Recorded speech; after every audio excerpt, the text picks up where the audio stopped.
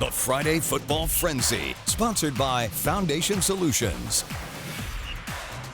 Welcome into the final regular season edition of Friday Football Frenzy. Week 11, exactly what it should be. High stakes, high emotion, and bragging rights. Big ones. A lot of the same cast of characters in position to play for those titles, including our game of the week. Pisgah and Brevard have traditionally played in the final week of the season, and usually there's conference title implications when they do meet. Undefeated Brevard Blue Devils taking on Pisgah Bears.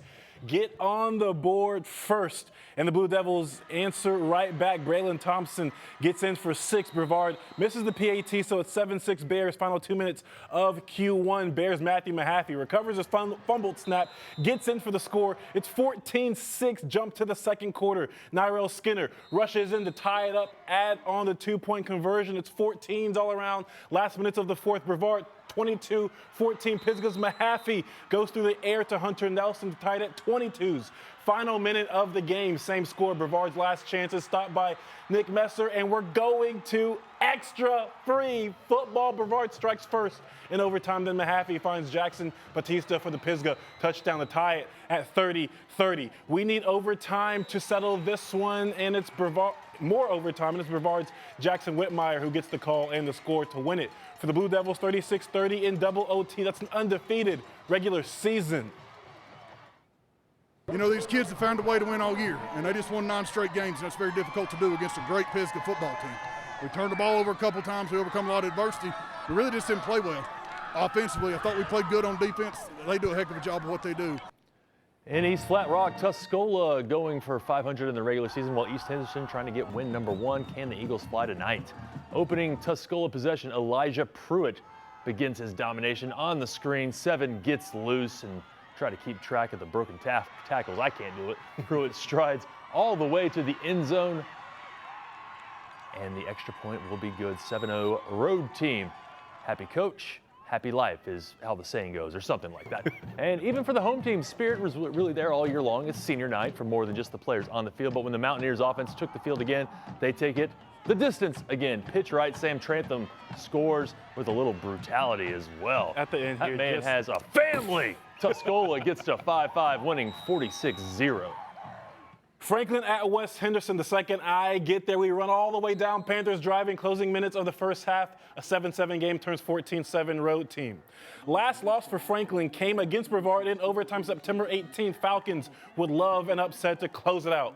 We'll call this the Asa Osman second quarter. When the home team gets the ball, they move the ball. The fumble's out of bounds. It doesn't matter. All gravy. Cade Young to Osman on the goal line. Fade. Boom. Hey, a touchdown, tied again.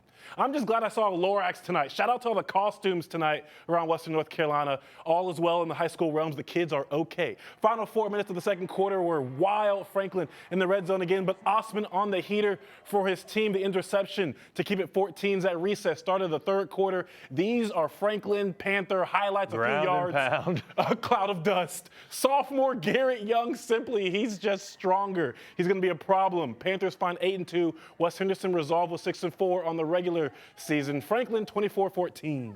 Mountain Athletic Conference title on the line as Robertson leads Reynolds 14-0 at the break. But in the third, the Rockets find their mojo. Tyvon Patterson Davis out of the Wildcat has a little daylight, and that's enough for him. 8-yard touchdown cuts the deficit in half. Later on, same score, same quarter. The Rockets looking to equalize, though. Avery Holyfield has Tremaine Keeter streaking down the seam, and 30 yards later, we're knotted up at 14. To the fourth we go. The Rams are going to wake up. Chanton Wynn already has 1 pick in this quarter. Go ahead and make that 2 picks. And that comes with just under 5 minutes to go. He's going to be dragged down right near midfield. And once the Rams offense takes the field, they're going to turn that into 7 big points. Karad Harris scanning the field, pump fake, eventually finds Jake Farmer. I think there's a State Farm joke in there somewhere. 13-yard go-ahead TD. Rockets would make it interesting, but Robertson is your MAC champs, 21-14. All right, Inca hosting Asheville tonight. Let's pick it up. First drive, Tay Williams near the end zone. He's going to be picked off, and Inca is heading the other way. That's William Parham who snagged it for Inca, and they're going to turn that into 3 points on the other end. Asheville, though, would answer. Shovel pass, touchdown. We're actually running tight on time here. We will get you this full highlight tomorrow morning. I'm so sorry, Asheville and Inco.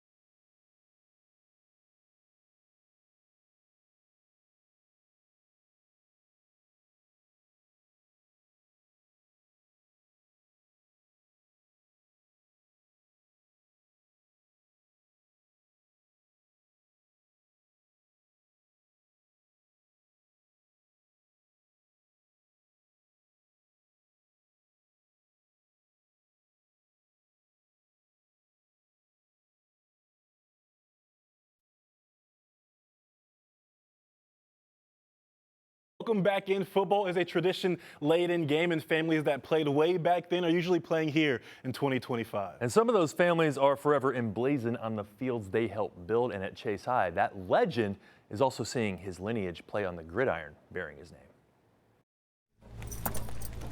In football, the name on the front of the jersey is the one that matters. But sometimes the name the school plays under is just as important. Everyone from our family line is just like really hardworking and really works for what they want. Because without them, there would be no place to play.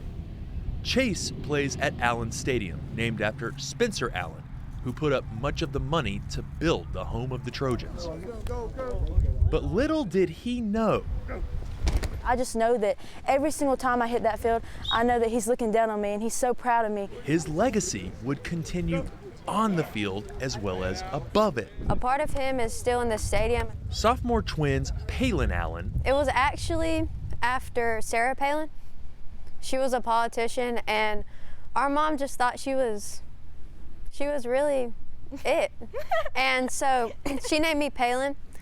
And she was just she was just my rhyme, you know? and her sister Kaylin I mean, I'm the oldest, so I guess I'm better than her. 1 minute, okay?